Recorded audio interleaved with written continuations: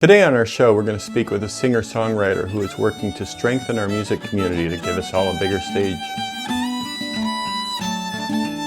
Welcome to Charlie's Open Mic, a songwriter showcase featuring interviews, performances, and more. Well, welcome to the show. My name is Charlie Mossbrook. On today's program, we are going to speak with songwriter Tracy Marie, who is working to build stronger lines of communication between everybody within our local music industry. The end goal, of course, is to provide us all with a bigger stage to work from so we can spread our music to the entire globe. But before we get to the conversation, why don't we listen to her sing a song?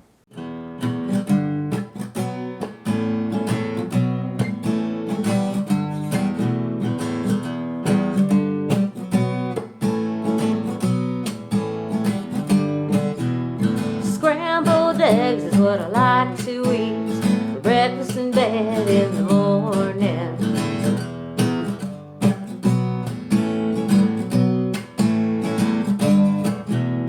Coffee with cream, and with cream I do mean for breakfast in bed in the morning.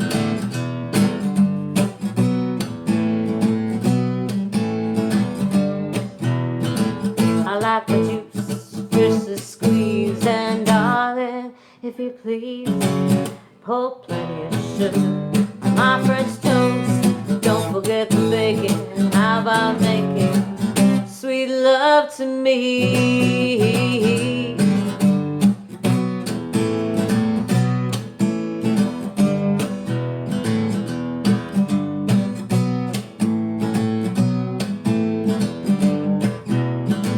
I like my juice freshly squeezed, and darling, if you please, pour plenty of sugar on my French toast.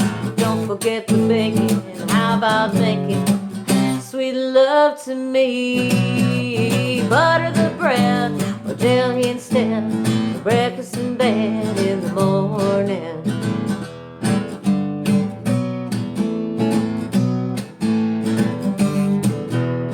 On a tray, I'll have it your way, but I want breakfast in bed in the morning. Yeah.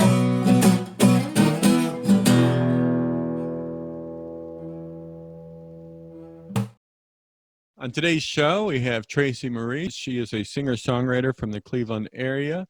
She has been working hard to help unite some of the musicians throughout our community since the lockdown. And I'm going to let her tell you a little bit more about herself. So if you could just give us a quick bio. I'm a singer-songwriter. I've been living and playing in Cleveland for more than 20 years now. Charlie's known me for just about the whole time, and I think you're probably doing the beginnings of the open mic night down on Coventry, like back when I first got started. People were telling me about your open mic night, and actually I got my start over at Charlie Brown's open mic night over at the Phoenix Coffee House back when it was on Pearl Road, where West 25th turns into Pearl. Mm-hmm. And then I started writing some songs, and that was my first gig actually at the Phoenix Coffee House. Played around town, recorded 5 records over the past 2 decades.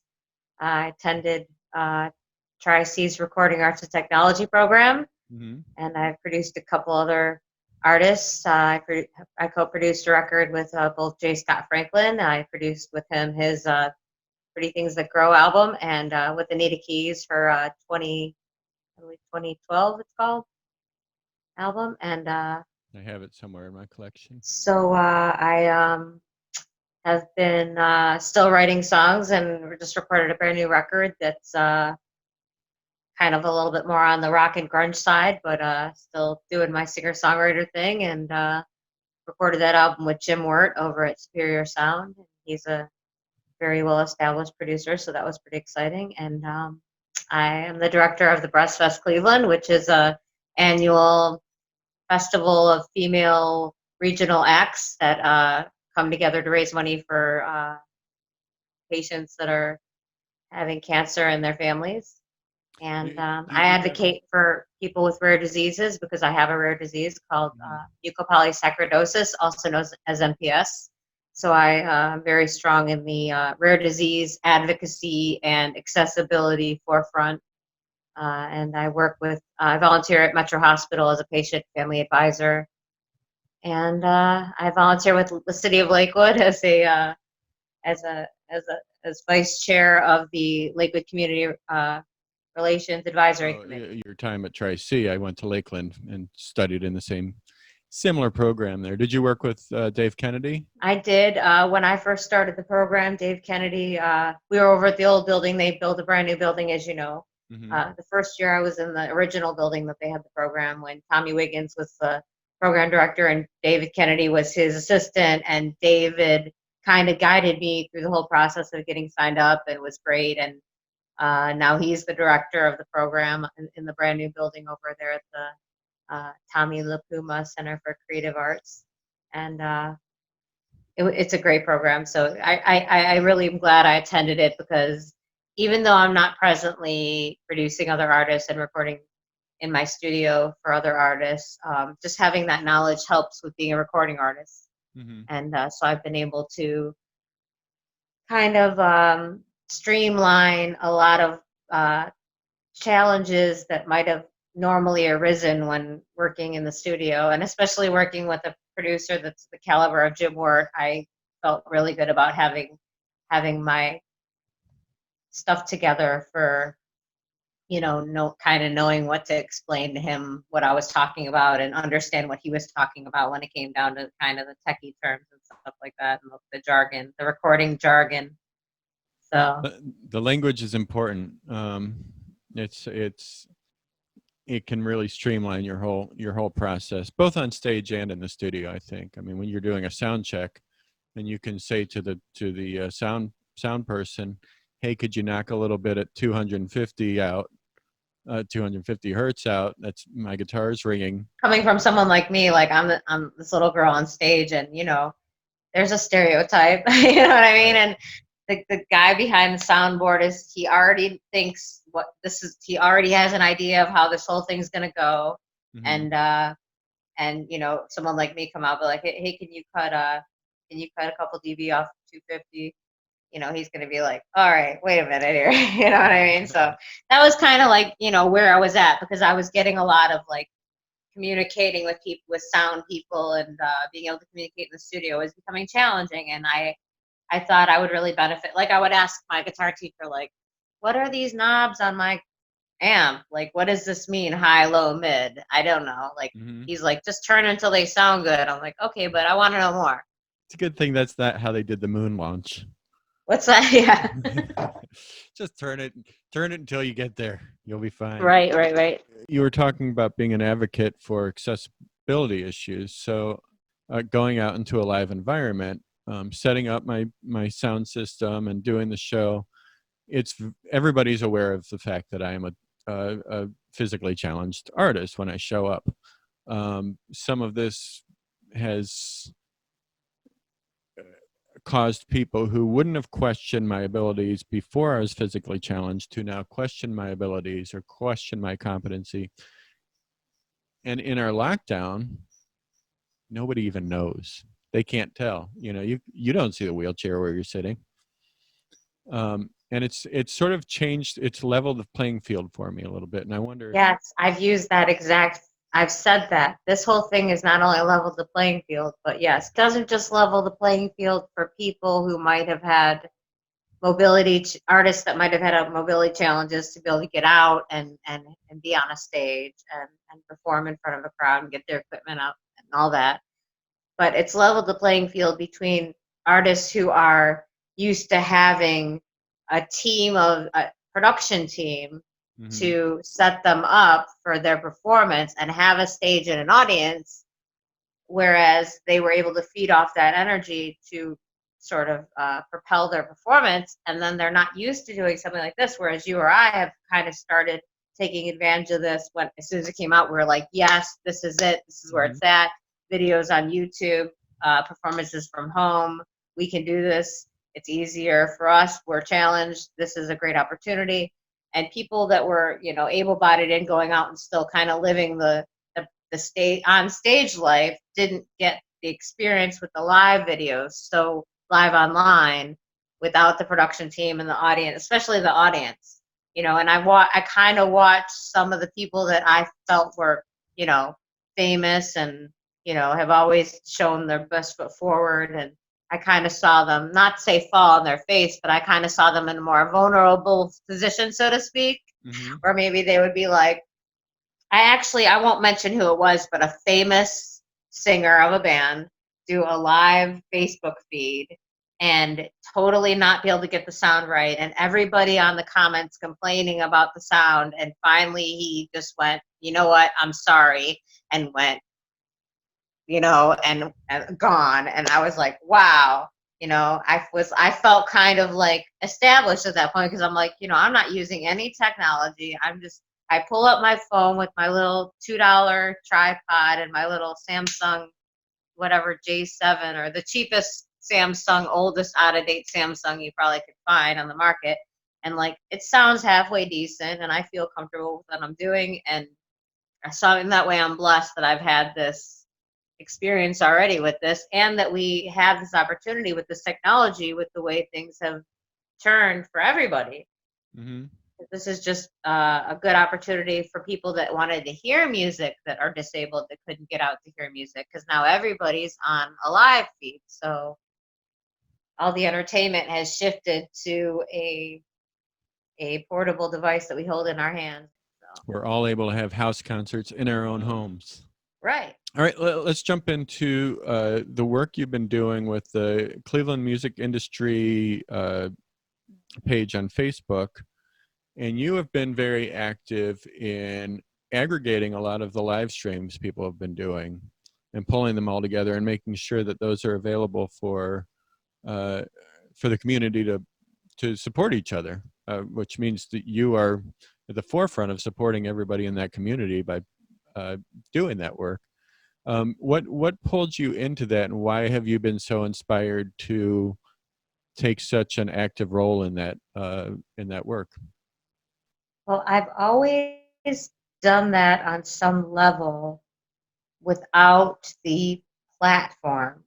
I always promoted everybody that I thought, I'm a music junkie. So I like to connect people.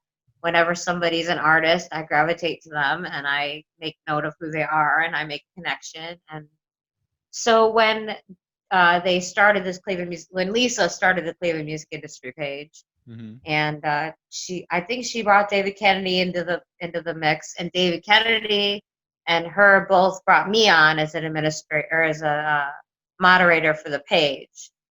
And I really appreciated the mission that Lisa set forward. What is that mission? To bring Cleveland to the level of a music city like Nashville, LA, or New York. To make Cleveland the place that everybody goes to make it in the music industry. I think it's more of just kind of a giant brainstorm at the moment, and in hopes that the people that have the knowledge and the ability to create a structure like that will kind of just come together. There's some, from what I understand, there are some major music industry professionals linked into that page that we're hoping we can get the attention of. And that's kind of the reason why we created the Cleveland Music Industry Showcases page, is because we wanted a place for the musicians to be able to post their music and concerts and promotions, and kind of keep the Cleveland Music Industry page a discussion about how do we bring the Cleveland music industry up, so that all the artists on the Showcases page can get these opportunities that we want to be able to create for them. Hey, if you enjoy this content, please hit the subscription button down below. Please ring the bell to get notifications of upcoming episodes. You can always click like on each episode and comment down below, and that helps us to spread the word a little bit more. You can also support the show by visiting charliesopenmic.com, and there's a link to our Patreon page.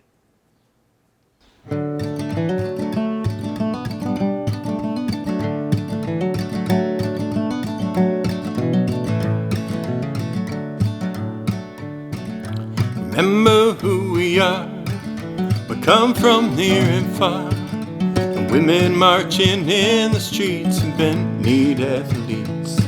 We are refugees and dreamers, the the immigrants you blame, and we will come from near and far. Remember who we are. Remember who we are. We carry open scars and push these wheelchairs forward. You cannot disregard us as we block the halls of Congress for the fear of a graveyard. Oh, we will come from near and far. Remember who we are.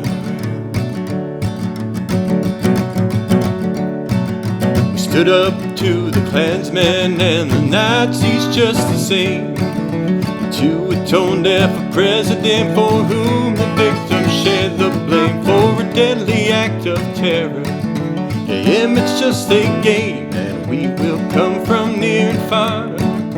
Remember who we are.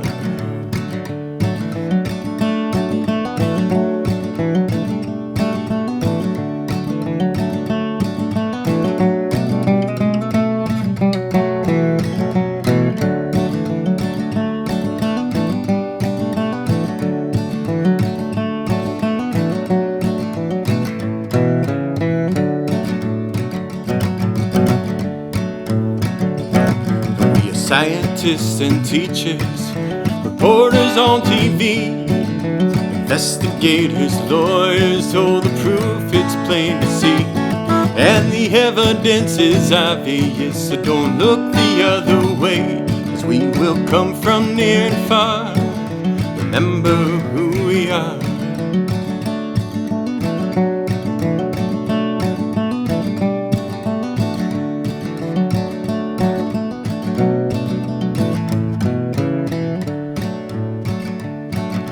Say that all lives matter, but it doesn't seem that way. As the consequence of living is dying every day. And if the motto of the police is self-service and neglect, oh, we will come from near and far. Remember who we are. And schools are filled with children who live by different rules. Drills and lockdowns put in place can't save them from these fools. And as you pander to the worst in us, young lives are laid to waste. And we will come from near and far. Oh, remember who we are. And we will come from near and far. Remember who we are.